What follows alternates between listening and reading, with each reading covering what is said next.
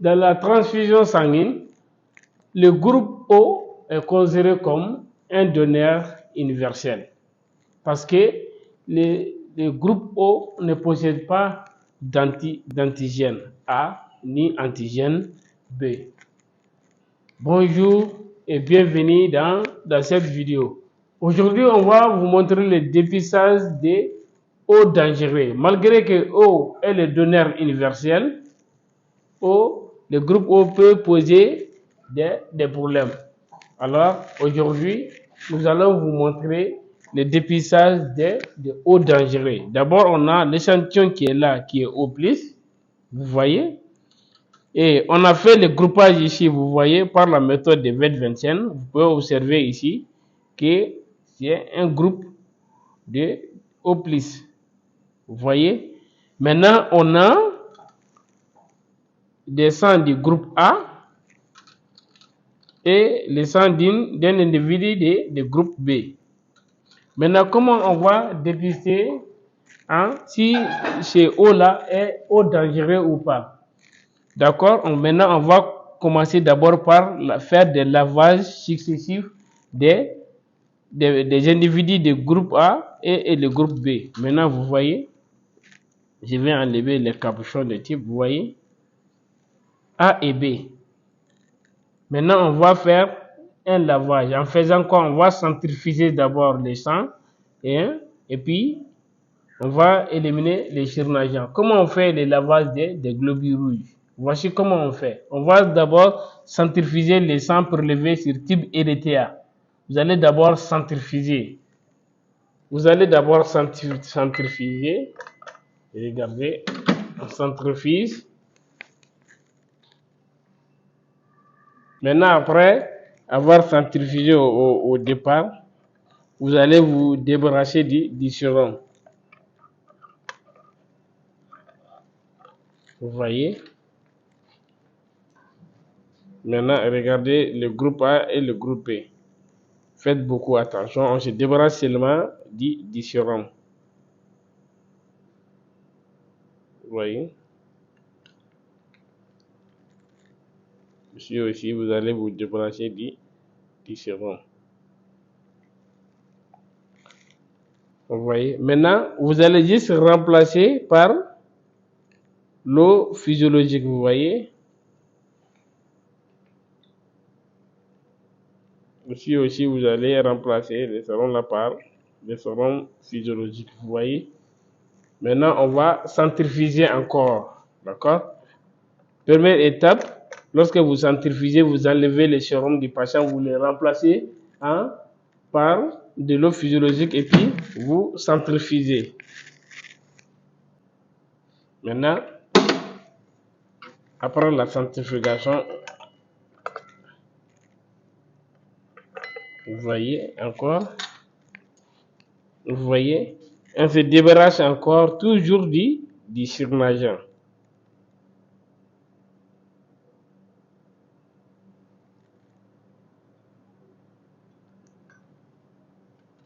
Ici, on va se débarrasser du surnageant.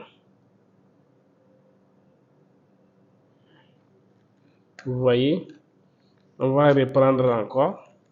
Vous allez encore ajouter du sérum physiologique.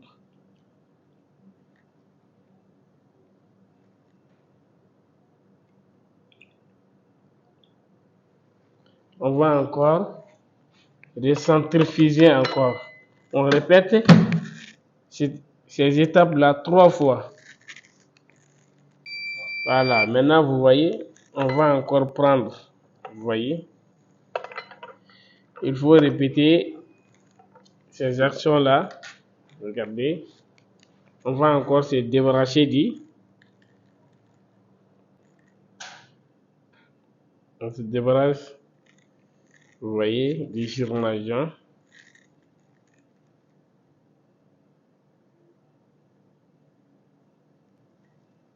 Vous voyez.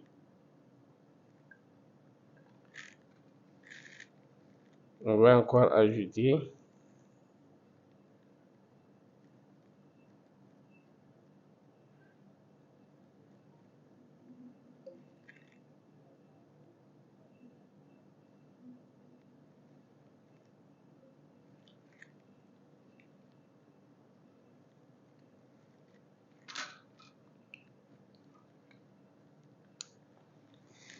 Maintenant, vous voyez la suspension, elle est là. Maintenant, regardez, ces suspensions-là, ce sont des suspensions seulement des globules rouges. D'accord?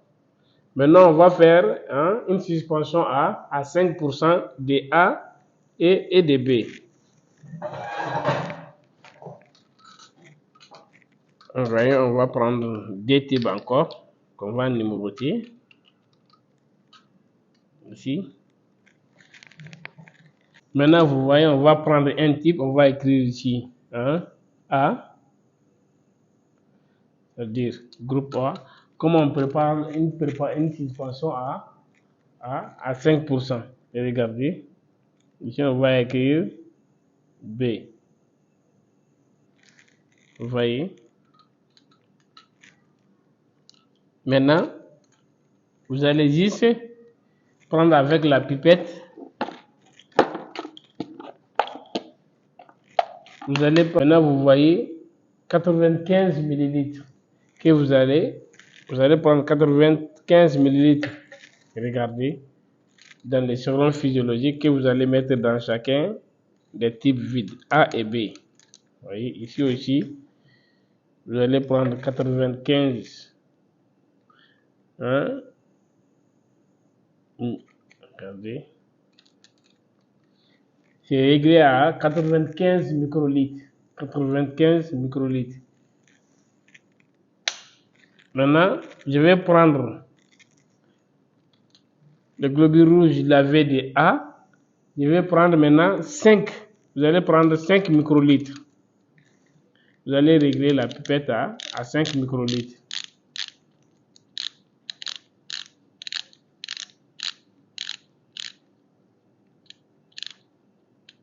Voilà, à 5 microlitres. Je vais prendre dans A, qui est là, dans l'ordre, 5 microlitres. Vous voyez que vous allez mélanger dans les 95 microlitres qui est là. C'est une suspension à 5%. Vous voyez.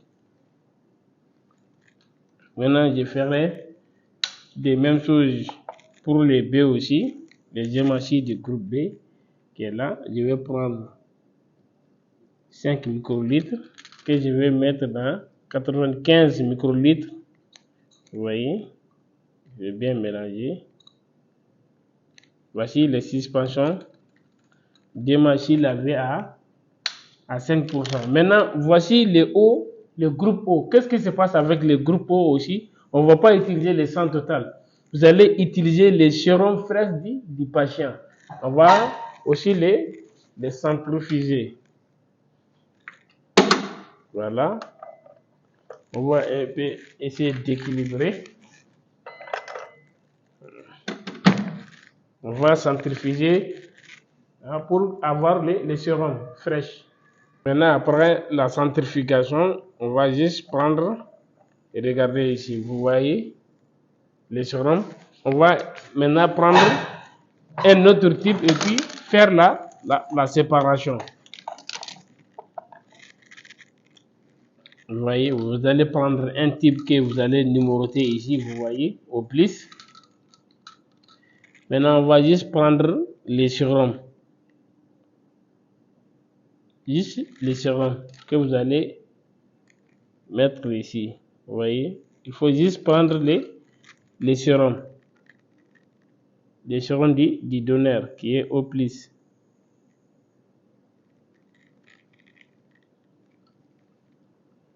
Voilà.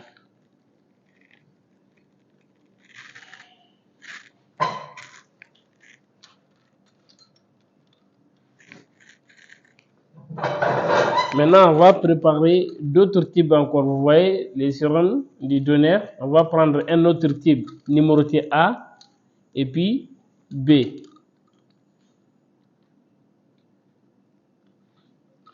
Maintenant, on va prendre les sérums qui est du groupe O. On va prendre 9 gouttes. On va mettre 9 gouttes dans chacun des types.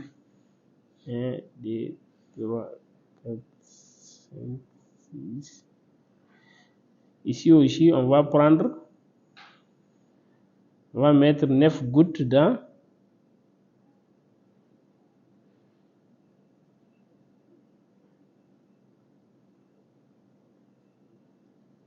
Voilà. Après avoir ajouté 9 gouttes du sérum du donneur dans chacun des types A et B, regardez, vous allez prendre la suspension de A à 5%. On va bien mélanger et puis on va mettre seulement une goutte dedans. Une goutte, c'est bon. Maintenant, pour B aussi, regardez, on va bien mélanger la suspension d'émulsion de B à 5%. Après, on va prendre une goutte aussi qu'on va mettre dans le type B. Voyez. Maintenant, regardez, on va laisser incuber pendant 2 heures de temps à 37 degrés.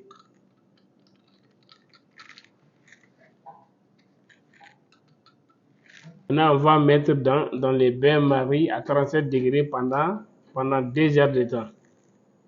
Voilà. Maintenant, à 2 heures de temps, on va passer à la centrifugation pendant 1 minute. Maintenant, on va centrifuger à un grand tour pendant 1 minute.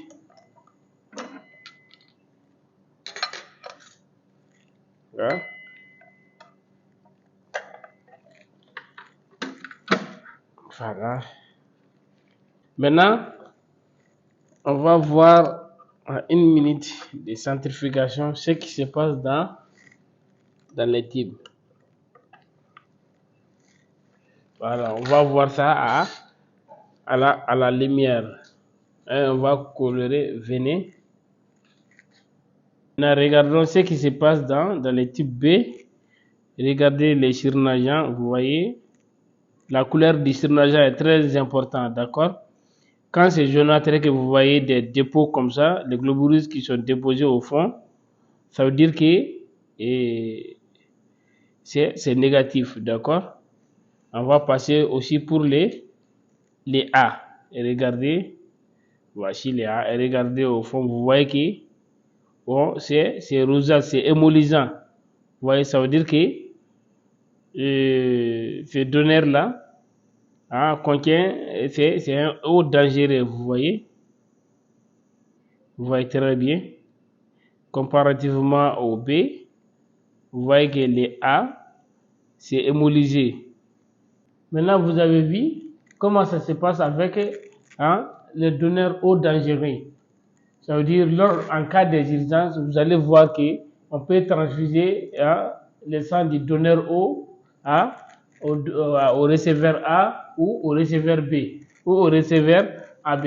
Mais il faut savoir que eau là, on a des eaux dangereuses. D'accord? Ça veut dire ici, vous avez vu de l'hémolyse. Ça veut dire que ces eau là est réservé seulement au receveur eau. Ce donneur eau là est réservé juste au receveur eau. Il n'est pas à être transfusé au groupe A. D'accord? Parce que vous avez vu qu'avec les A, il a causé des hémolyses. C'est compris? Maintenant, vous allez voir que ces eaux dangereuses là n'est réservé que pour les patients du groupe O. Il n'est pas à être transfusé chez les personnes de groupe A, groupe B ou groupe AB. Pourquoi? Parce que vous avez vu que ça a causé de l'hémolyse sur les hémorragies.